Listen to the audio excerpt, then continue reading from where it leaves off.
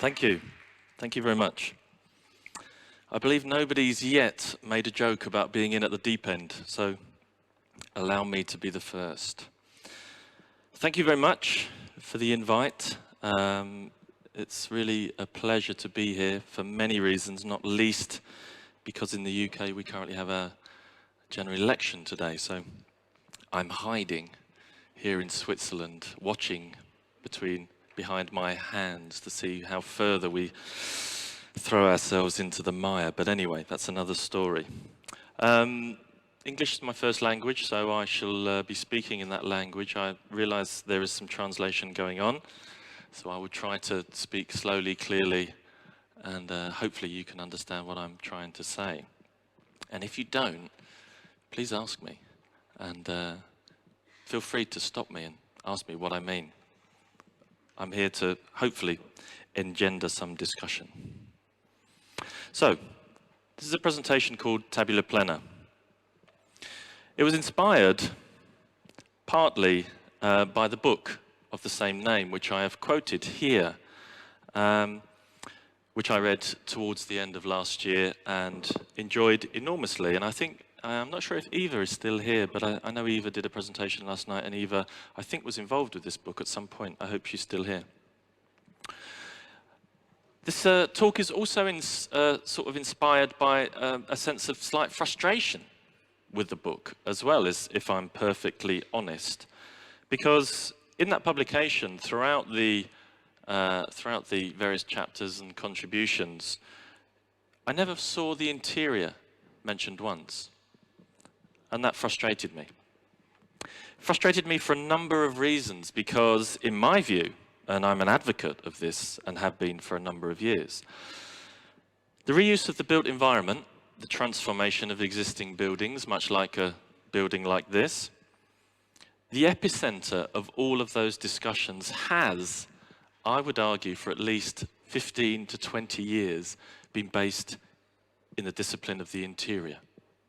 So I was frustrated to see this word, this discipline, not mentioned in this book. So, when I was asked to come and do this talk, I thought, this might be an opportunity to maybe put a few things straight.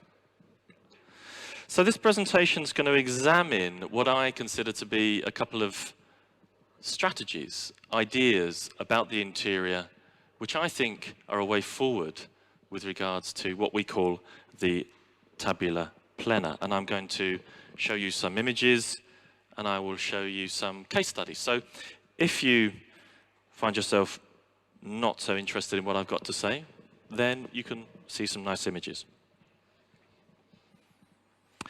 For many years, I don't think it's unfair to say that in all creative disciplines, in all creative cultures, everything that we are involved in, and I talk to a room of, I'm sure, people who are creative, architects, designers, interior artists, etc., whatever you might call yourself, I don't think it's unfair to say that in all creative disciplines, there is a multiplicity of ideas, descriptions, and exemplars concerning the built environment, which is about the notion that the built environment is already existing. And therefore, it is there to be treated as a stockpile of knowledge, a stockpile of information, a warehouse, a treasure trove full of objects. And I would argue that people such as Bosschaert, who I quote here, and a good friend of mine who recently wrote a book called The Reuse Atlas, this discussion has been going on for absolutely ages. The buildings are already here. Space is already built. I would go as far as to say that I was recently involved in a discussion in London. It was actually about a year ago now. I say recently. It was more about a year ago. And it was a fabulous discussion with a very interesting person who is a future predictor of trends in the built environment. And to a really big room full of architects, designers, creative people, he said there's no more new build, ever. How do you feel about that? In 30 years, you will not be able to build a new building again. And there was silence, and there was a little bit of anxiety, and some of the architects over there got a bit nervous and said, well, that's not true, etc. And it led to a fantastic debate. I think he's true, and in fact, I think it will be less than 30 years. So imagine Whether you believe that or not is up to you, but I do. So therefore, on that basis, on that context, and if this is true, well then, what do we do? How do we deal with what's there already? As my good friend Duncan says here, there's actually no such thing as waste, just stuff in the wrong place. And he's exactly right. And this is how we really need to start to think about our built environment. So if this is true, you may believe it, you may not. Let's say there's no more new build ever from today, as I've just said, ever. Then how are we going to deal with this? How are we going to start to think about this? And how will that change how we work, how we teach, how we educate, and how we really think about the built environment? As I say, I'm an advocate for this kind of approach, and I've been, as Tuna very kindly mentioned, I've written a number of books about this. The first one I did was close to 15 years ago now, which makes me feel slightly old. But essentially, it's a position that has been around for a long, long time. No way am I claiming that I'm the first to start to talk about this stuff. It's been going on for thousands of years, as I will show you a little bit later. So anyway, if this is true, and everything is already built, the city is already extant, the built environment is already with us, everything that's already here now has to be transformed. We cannot demolish it. We cannot build something new. We only have to use what is there. How do we approach that? How do we fill these gaps in? How do we take some of these things away if we need to? And as Ross Exo Adams says here in a very interesting recent essay, on that basis, I think we consider architecture, as in the built environment, as just an armature. It's an armature for the interior, a scaffolding upon which the interior quietly restructures its world. I really like that quote because I like the fact that it kind of suggests that the interior is a quiet little thing, creeping up on people with them least expecting it. So, on that basis, as a culture, as a discipline, as an idea, as a process, whatever you want to call it, all aspects of the interior, all cultures of the interior. And when I say the interior in this presentation, I mean architectured, designed, and also decorated. I do not split any of those out. We are all decorators, designers, and architectures of the interior environment. It's an approach that foregrounds cultures of reuse when we design interior space, when we architecture or decorate interior space. And on that basis, how do we make the interior explicit and central to this debate and to this discourse? Because, as I mentioned at the start of this talk, in some aspects, and it's classic, that interior sometimes can be too quiet. And therefore, it gets left out in the debate, in the discourse, when people start to suddenly decide that the world is all about reuse. Such as we see people like Mr. Koolhaas suddenly deciding that preservation is everywhere, etc. Anyway, so as you probably might have guessed from even the first 5 minutes of me talking, I'm an advocate for the interior. I talk about the interior all the time. I educate in the interior. Some of the work you see here is from my platform in the Royal College of Art. This is work that is just about to go on show in my platform, which is called Interior Obsolescence. I educate about the interior as well as write about the interior. I talk about buildings that have lost their value and then have to have value remade or transformed back into them. This is the work of one of my fabulous students, Jiayi, who took an old coaling pier in Greenwich and transformed it into a mudlarking museum. So on this basis, my presentation will advocate a response to this condition, the tabula plena, as I've mentioned.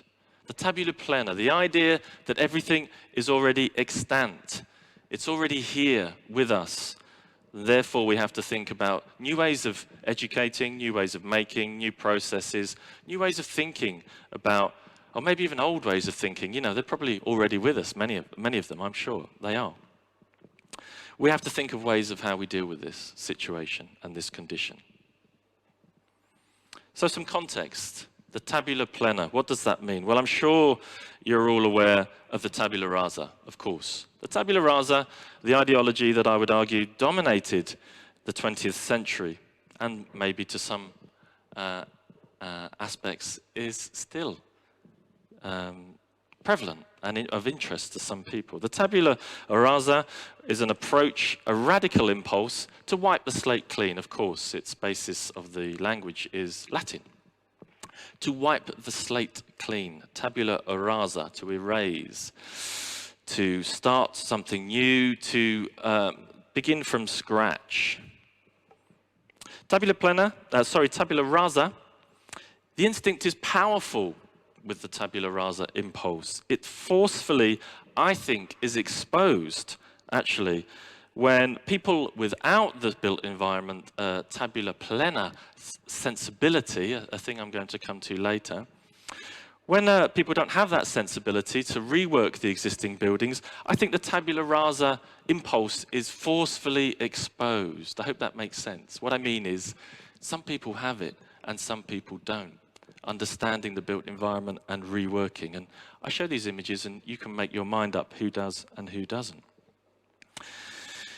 In my view, these types of images, these types of projects, what I see here is the death rattle of the tabula rasa approach. The instinct is still strong to start again, to build from scratch, even though something is in the way, an existing building. And so therefore, it's demolished, or it's treated in a way which I think is poor, I have to argue. It's unedifying when we see it, I think, the tabula rasa impulse in this way. And in my view, if I'm being really dramatic and provocative, which I hope I am, tabula rasa processes and practices, in my view, are marginal and actually now redundant, as I say, in this context. And I would argue that modernity is a condition that is born to erase and start again, always. It's an impulse that is closely connected to originality, authorship, notions which I think are centered around the notion of the unfettered auteur, the idea that you can begin again at all times and impose or impact your sensibility upon a place. And it's also closely related to function, form, which, I've talked about before. I talked in Tallinn 2 years ago about this. I won't go into it again, but form following function is just redundant. Don't even bother. Especially when you reuse a space. Well, a function and a form just get completely estranged. So let's not go there. So these ideologies don't stand up anymore, I don't think. And so therefore the tabula rasa, this signature authorship idea, is utterly, in my view, out of step with 21st century thinking. So in contrast, I advocate notions of approaches to the built environment that foreground the understanding, the analysis, and ultimately the reuse and transformation of what is there already. Whether it's a really very difficult building to reuse or not, it doesn't matter. You can use things in new and innovative ways, of course, but whatever it is, I advocate ways that foreground the remaking of space, and therefore, in my view, completely and utterly place the making of the interior central to these concerns, because that's what it is. When the building environment is already completed, let's say with an existing building, or it exists, then all we're doing is making interior space. So therefore, I'm sure you, I hope anyway, have picked up what I'm trying to say. The tabula plena is the opposite, the direct opposite of the tabula rasa impulse. It offers a position on space, and in particular, naked space, which is obviously the title of this symposium. The naked space, or naked space, as was mentioned at the start of this symposium. When I was told the title of the symposium, I thought, it made me think of the naked city, of course, and the situationists. And of course, the situationist process of the derive, where places in the city were mapped and cut out of this tourist map in order to totally transform the way that we perceive the city, for me, is one aspect of the tabula plena, or could be construed as an aspect of the tabula plena. But I mean, for me, space is never naked. I don't think we can ever call space naked. The built environment, space, is always fully clothed. It's always attired. It's always replete with stories, narratives, sounds, atmospheres, details, matter, all kinds of things. Stuff which is already there, which for us, as designers, architects, decorators, artists, creative people, it's up to us to pick up those stories, to analyze them, to decide whether we want to peel these layers back of clothing. And if I carry on this metaphor, we could peel those layers back of clothing in a seductive fashion, if we fancy, or not. The idea that we can expose new narratives, new encounters, new stories in what is existing already is the tabula plena. As I quoted earlier, when Rem Koolhaas talked about preservation being all around us, well, I read that, and it might not be true, of course, but I read that as a cry of exasperation. Really, the subtext of that for me was no more tabula rasa, no more new build. And I felt it was a kind of cry, a moment which was lamenting the idea that we couldn't, or we won't be able to, rework the city and the interior in that way. So instead, I'm going to talk in this presentation for another 30 minutes or so, a little bit about approaches to naked space, how we might strategize, how we might look at various ways of exploring the tabula plena and the existing, and what this might mean, how we intervene into what is there already, how we make place. And I'm going to show some exemplars, some ideas about some of these spaces, and how some of these methods are approaches that treat the city, the environment, the buildings, the interior, as elements which essentially are places of what I like to call propensity. I hope that translates, but I'm going to come to what it really means in a short while. And I'm going to talk a little bit about contingency and legacy. These are words throughout 20th century discourse and beyond, which have never, I don't think, really been explored that well, or actually, especially with words like contingency, I don't know if in this part of the world, but contingency in the UK in built environment practices is a horrible word. People don't like it because it's all about, you know, what's left over and have we got a bit of spare in case we need it, etc. Well, I would argue let's put contingency center stage because it's actually a critical strategy for working with what's there already. So I'm going to just try and navigate some of these ideas with some imagery and hopefully forge some discussions and some debate. So I'm going to look at three main things and I'm going to explore them with some case study work. I'm going to explore the tabula plena through the filter or the lens of these three words, these three ideas: disposition, preservation, and heritage. I don't know about you, but in the UK, some of these words are quite dirty. We don't like them. Heritage makes people think of the National Trust and things like that. Preservation is a kind of backwater of built environment discourse, which gets overlooked, I think, when actually, for me, it's one of the most radical forms of built environment work. But anyway, we'll come to that. So in this next part of the presentation, I'm going to just go through each of these terms and talk a little bit about ideas around them and why I think they're important to understand and why actually we can put them center stage with regards to the terms of discussion around the tabula plena. And also I'm going to outline just how I think that when combined, these approaches, and there's many more besides, but these three approaches lead to what I like to think of as a really particular sensibility around the design, architecture, decoration of interior space, which I like to think that people who are involved in that area of work have. So let's look at the first one, disposition. Disposition's a brilliant word. It's a really great piece of language, I think.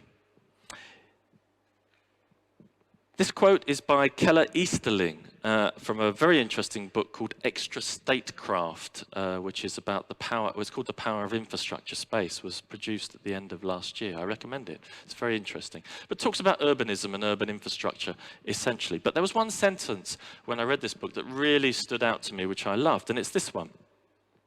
Disposition, in common parlance, and I'll quote this, usually describes the unfolding relationship between potentials. It describes a tendency, activity, faculty, or property in either belongings or objects. And this final bit is the most revealing, a propensity within a context. A propensity within a context. What a lovely way of putting it. In the book, Easterling describes how infrastructure and urban spaces in particular are disposed. And what they meant by that, what she meant by that was how things are composed, arranged, put together, or inclined to order space. So somehow these things evolve together, sometimes through planning, sometimes not through planning. What happens is there is then a propensity within that context. Once this stuff is all arranged and built and manifested and put together, then there's another layer of thinking to be had, known as propensity, I think. Propensity gives us the notion that what is there already is sending us signals, is sending us messages, I think. So the notion of propensity, well, it's really critical to the idea of the tabula plena, because the disposition of a context is suggesting that something is existing and therefore we can read it, we can understand it. In other words, the disposition of the tabula plena, the approach to understanding that all stuff is already with us, well, that's an approach which already informs us how we remake stuff. I hope that makes sense. What I'm trying to say is, when stuff is existing, when stuff is already there, for me, one of the critical approaches to being a transformer of that material is to read it, understand what it's saying, look at it, record it, document it, sniff it, smell it. Get to the bottom of what it really is about in order to understand it. That is the propensity. That is the dimension of existing matter which is informing, which is giving you narratives, which is giving you information, stories, whatever you want to call it. It's telling you how to reuse it, in my view. It's in there. You've just got to untap it. You've just got to find it. And you've just got to get under the skin of it.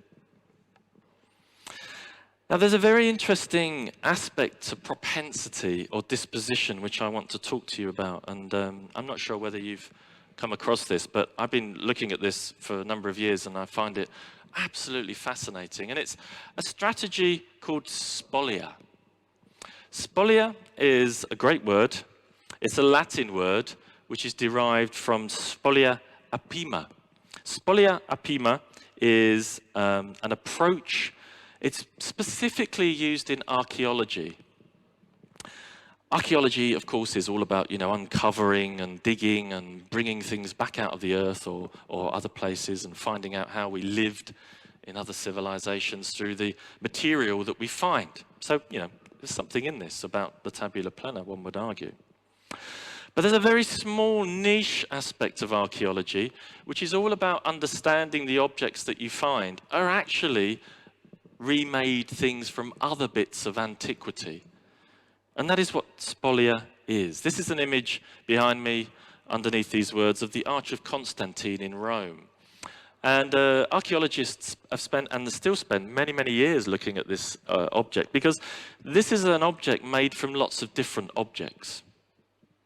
Now, in times of, I'm not a historian, so I'll put this really crudely and very simply, and apologies if anybody here is an archaeologist, and I'm slightly embarrassingly straightforward about this, but essentially, in times of recession, Roman conquerors, well, they're a bit short of money, they can't go and invade that country, or they can't invade that country, things are a bit tight back in Rome. But they still have this impulse to create their own built environment. So what they would do, especially with monuments and buildings which no longer represented what they were about, they would take them down, take them apart, and reconfigure them. And that's what the Arch of Constantine is. The Arch of Constantine is a building made from lots of different buildings. The study of this in archaeology is called the study of spolia. Spolia derives from the Latin words spolia apima, as I've mentioned, which essentially describes the act of taking trophies from people in war. So when you were fighting other battles, etc., once you'd won that battle, the key strategy was to take your opposition's, not only their flag or their pennants, but also their armor, their swords. And quite often, Roman generals would go back to their homes and their villas, and they would decorate their buildings with these objects, much like, you know, we do today with our own trophies and our own possessions. So spolia was an approach based on the notion of appropriation, taking other elements from other people, bringing them back and putting them particularly out of context in another environment for which they were never intended to be in. Okay, that's where this urge comes from. And in building, in Roman times, spolia clearly states, or approaches to spolia, normally relates to the building of buildings by the reuse of things like colonnades, columns, fragments, entablatures, all the kind of elements of classical architecture. And there are numerous buildings throughout the classical world that you can document through understanding that it's come from various other places. For me, spolia is a totally and utterly contemporary practice and something that we do as interior architects, designers, and decorators. Why? Well, because I feel that any creative practice, as I mentioned earlier at the start, quoting people like Bosschaert, etc., that there is no more originality, there is no more unfettered creation. All we do as creative people is reinterpret and translate what is existing already. And for me, that is an approach which is based on a spolia archaeological approach. There's no difference. So processes of reworking, this image on the right-hand side, I should point out, is a beautiful pulpit in Torcello, 12th century, which is completely remade from fragments from different parts of Italy and also Constantinople, etc., which is now Istanbul, of course. So the idea is that I think that spolia is a radically contemporary approach for understanding the tabula plena. The notion that we spoliate, we spoil, we take things and we put them in different contexts is, for me, utterly contemporary. And it's a contemporary way of making built environment space. This is an image by, for me, a great designer in the UK called Ben Kelly, who's always putting things in different places in terms of his interior. It's a spolia approach. So the notion of putting different things in different contexts. And of course, you know, we could argue, at risk of sounding terribly middle-aged, spolia is sampling, spolia is appropriating, collaging, is taking music from other places and sampling it, etc., is appropriating as adapting, which of course has been around for thousands of years. So it's nothing new. But I would argue, for me, it's the dominant cultural force in understanding the tabula plena and in also understanding how we make interior space. Now, if that's true, and it may be, it may not, but if it is true, and if you're sort of still following my line of thought with this idea of strategies for the tabula plena, that leads to notions of what I like to call contingency. Contingency, as I mentioned, is often a dirty word in the built environment, particularly in the UK. It may not even be used here in this part of the world, but contingency for us is often referred to as a way of, I just realized I've spelt it wrong there with an E on the end. It should be just a CY.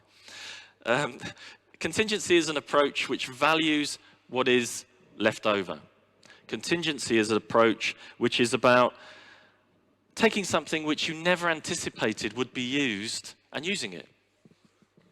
It's a great word, contingency. When you look it up in the dictionary, it's described as an event conceived as of a possible occurrence in the future. It's quite hard to understand that. You have to think about it, but it's beautiful. What it's saying is it's something we do in anticipation of something which we're not quite sure is going to happen.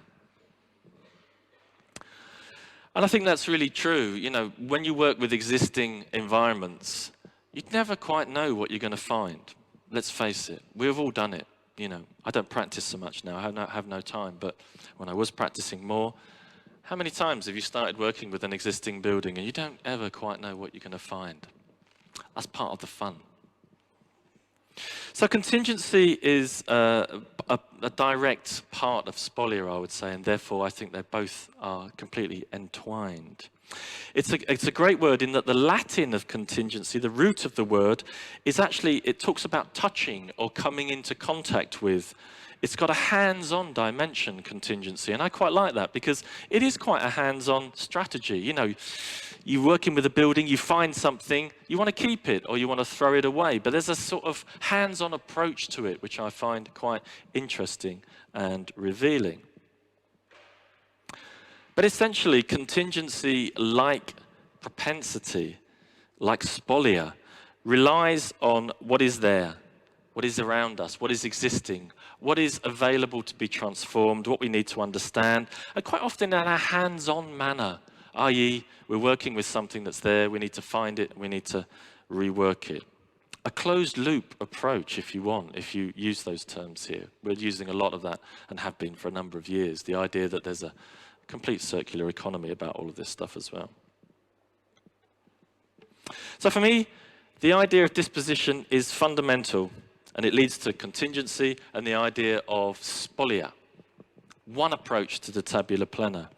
As designers, architects, decorators of the interior, for me, disposition, what is there already, what is this place, this space, this extant object, this thing giving to us, what is it telling us, how do we approach it, what do we need to understand from it, what's its spolia, is a critical way of understanding the tabula plena as an approach. Let's look at the second element of this discussion, preservation. Often considered, I feel, to be a conservative or a slightly old-fashioned approach to the built environment.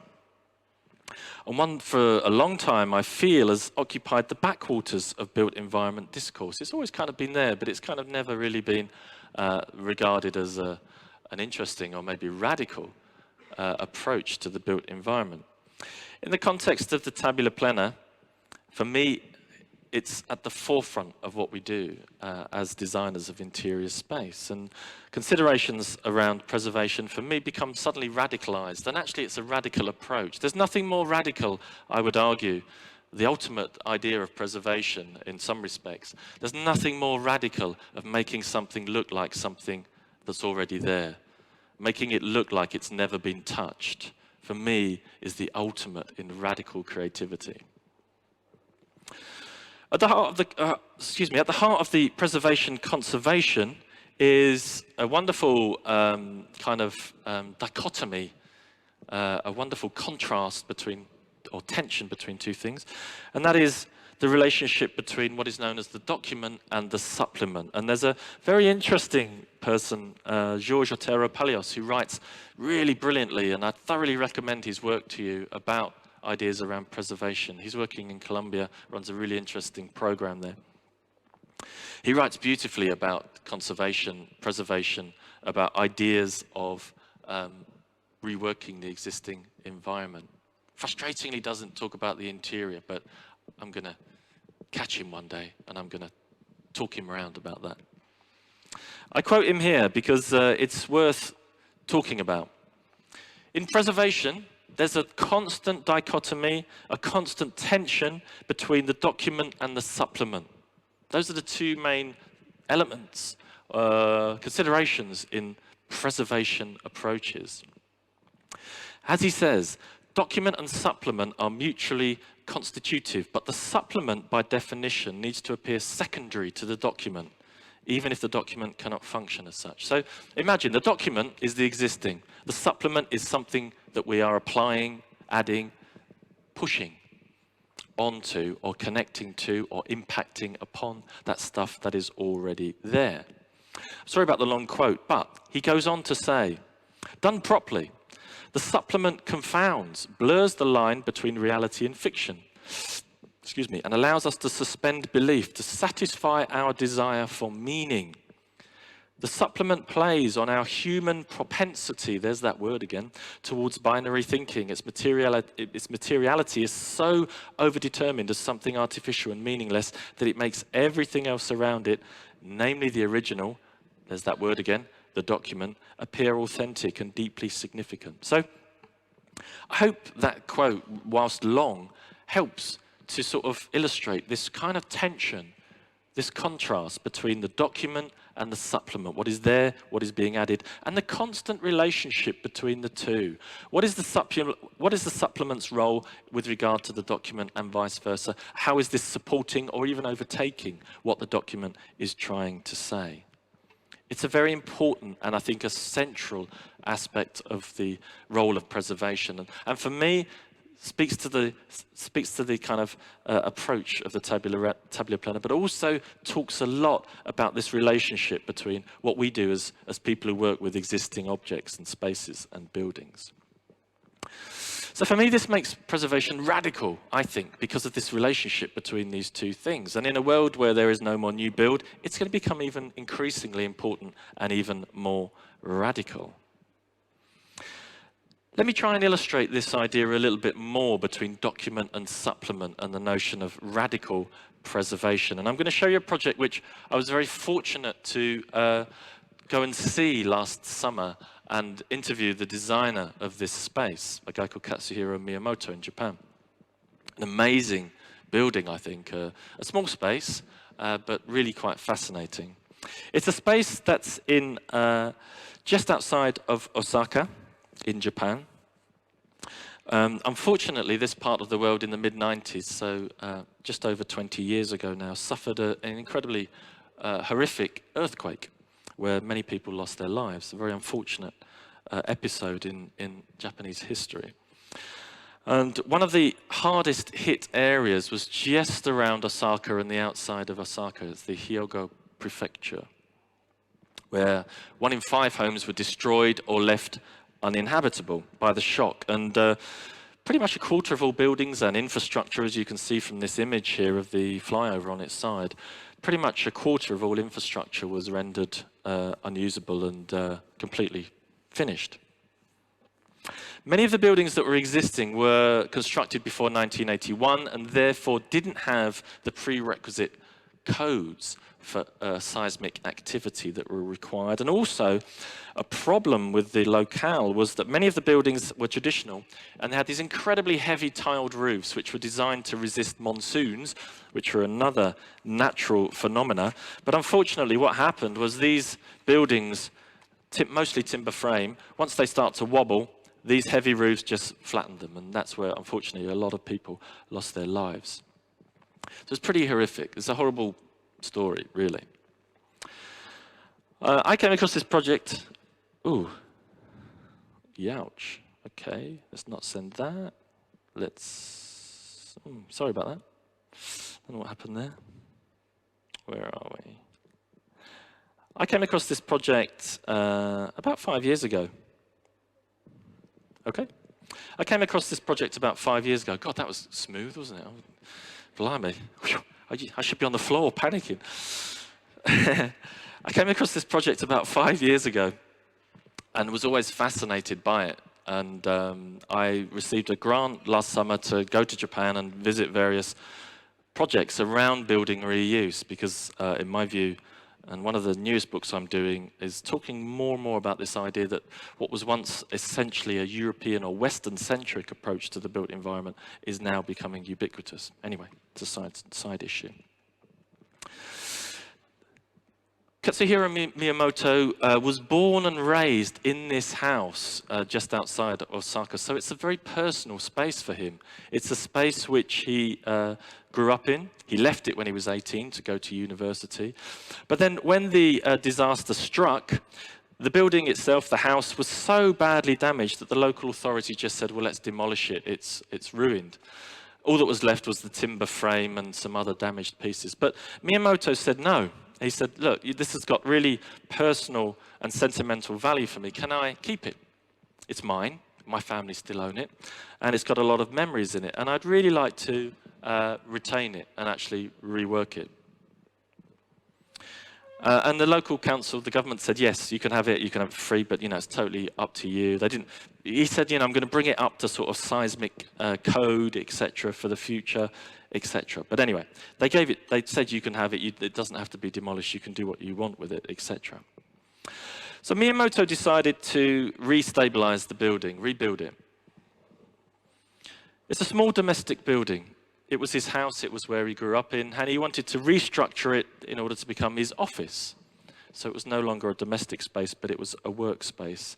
The old timber frame, which had more or less survived, would act as a support and a brace, and a new steel structure, an armature, if you like, a scaffold, would be dropped or intervened back into the existing building. The timber structure would be lashed back to it, and the whole thing would be rebraced and would be transformed into a new workspace. Miyamoto talked about this. It's called the Zheng Kai House because Zheng Kai, when translated, is about when you have an accident and you have your limbs in plaster. That's Zheng Kai, plaster cast. So the building becomes a kind of patient, and he's healing it by putting together a new cast, a new frame, a new way of trying to somehow heal it from the disaster that has not only befallen the house, but has also befallen the city. Now, the new steel frame was unceremoniously placed back into the existing building. I mean, literally just dropped in unceremoniously, intervened into that existing traditional building. And when you go inside the building, you literally cannot help but read the difference between the new structure and the new space. It's clearly distinguished between old and new. Junctions between both are clearly demarcated, and there's no sentimentality, I would argue, between what is a sentimental space for Miyamoto and is now his new workspace. Ironically, his office is upstairs in the building, and when he showed me around, there's one of the timber beams, one of the timber columns has survived, and there's a set of little notches on it. And he got really excited about these, and he was telling me that these were the notches when he was a small child and when they used to measure his height against the column of the building. Now it's his office. So there's a very intimate and emotional link between his past and the future of this building. Why do I mention it? Well, because this for me exemplifies the notion of the supplement and the document very, very clearly. The document is the existing building in this, what I would determine as a piece of radical preservation. The document is the existing building. The supplement is the new steel frame and the new use. And what I'm trying to say is in radical preservation, you don't need to ameliorate the two of them. You don't need to blend them so that they disappear. Document and supplement provides a commentary on each other and provides a discussion point between what is there, what is new, and how these two things relate at all, if at all. The third and final part of this talk is radical heritage. Heritage is a very straightforward word to understand. Hair, not as in hair, as in hair, as in somebody that inherits something.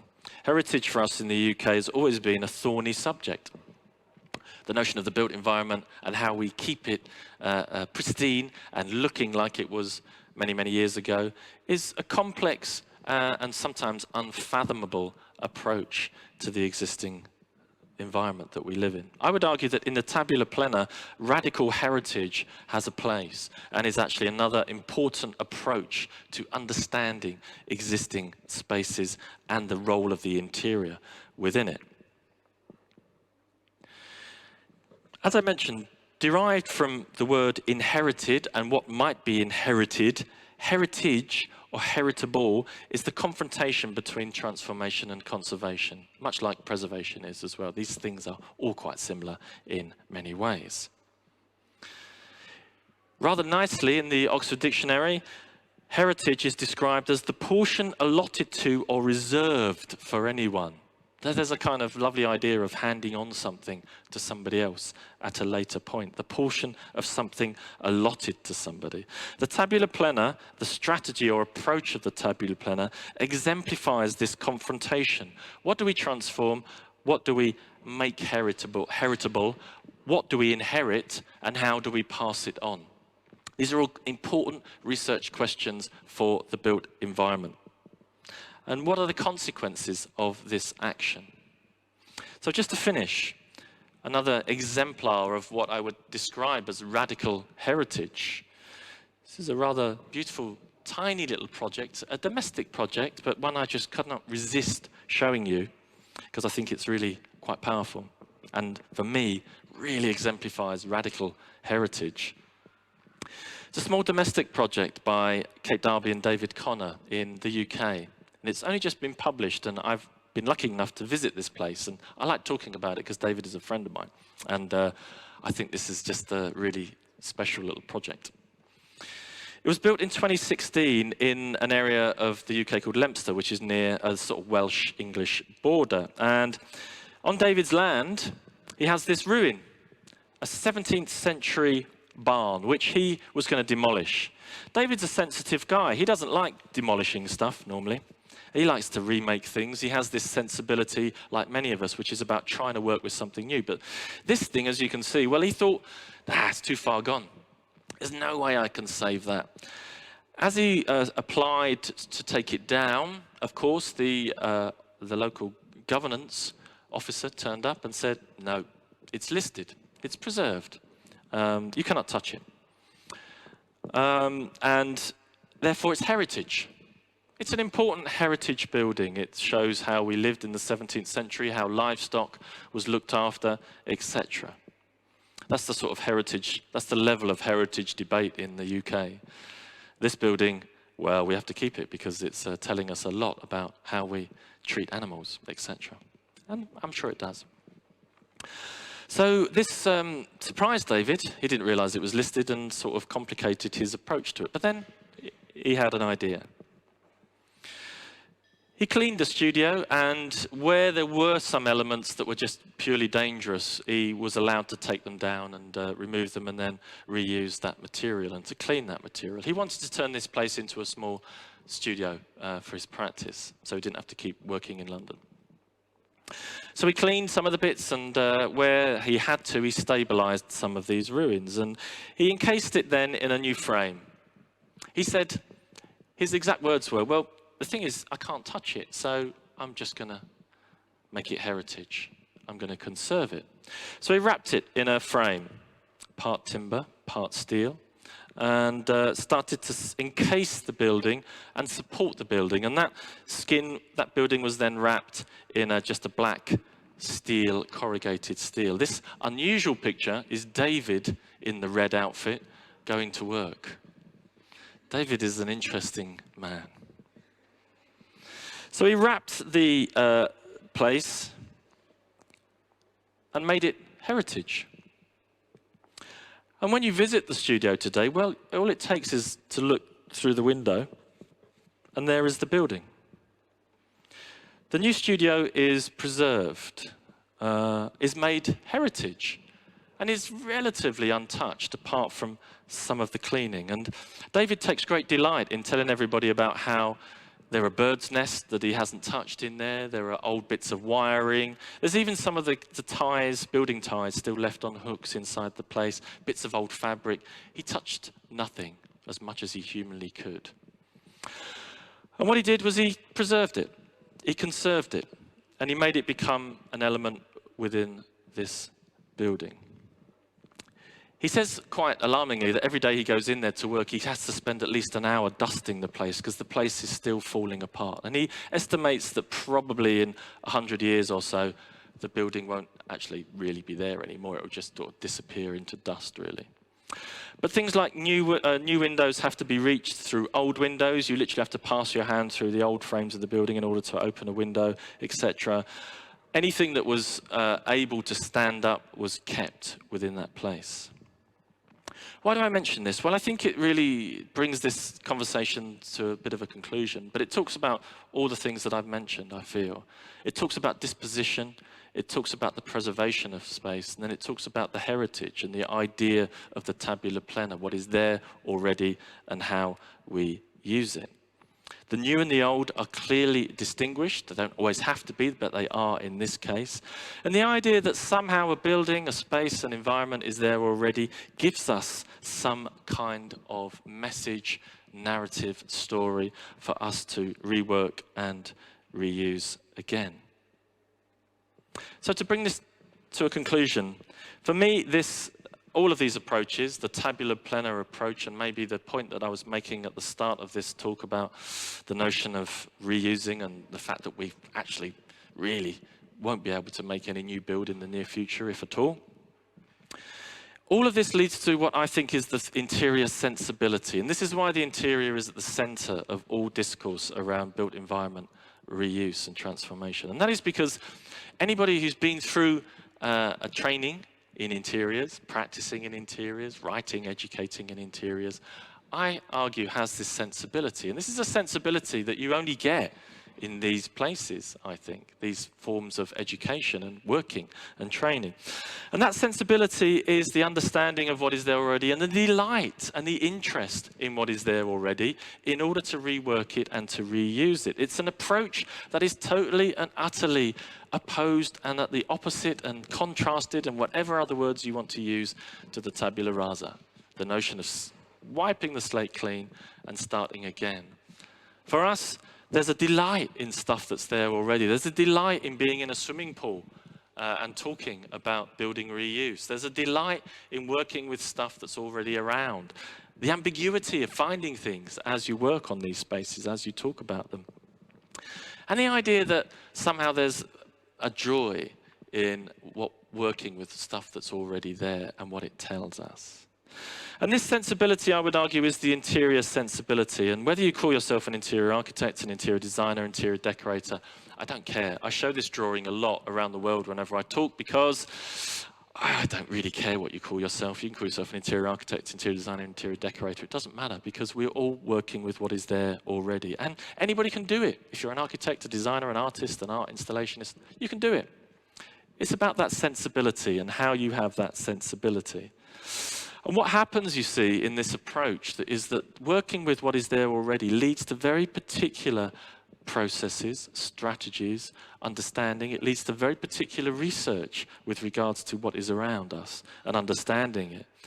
Very particular processes about the interior and building reuse.